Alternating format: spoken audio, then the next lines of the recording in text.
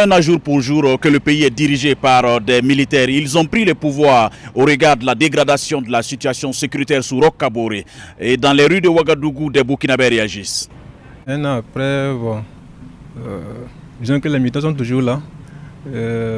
Maintenant, ils sont venus normalement pour, disons, régler la situation sécuritaire.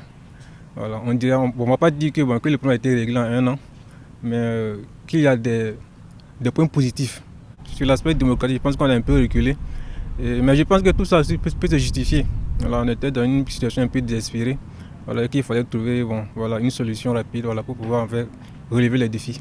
Je peux dire que Roch, comme lui, il n'est pas militaire. Et nous sommes dans une situation où il faut ces gens-là pour voir comment ça peut se résoudre.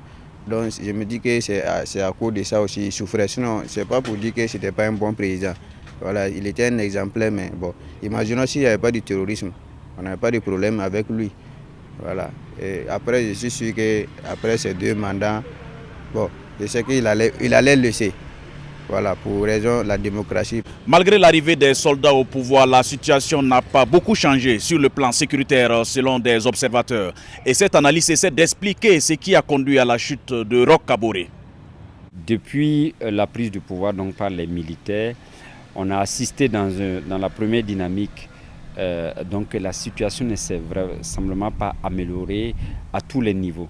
Roch Kaboré a hérité aussi d'une armée, comme l'a rappelé beaucoup de ses prédécesseurs, une armée qui était visiblement divisée, une armée aussi qui n'a pas, de mon point de vue, su garder son âme. Donc ça fait qu'aujourd'hui, on est obligé de reconstruire tous les différents pans de notre dispositif sécuritaire. Roch Kaboré a été réélu en 2020. Après un premier mandat, dès son arrivée au pouvoir, le pays a subi plusieurs attaques qui ont fait des milliers de morts et plus d'1 million de déplacés. Lamine Traoré pour VOA Afrique, Ouagadougou.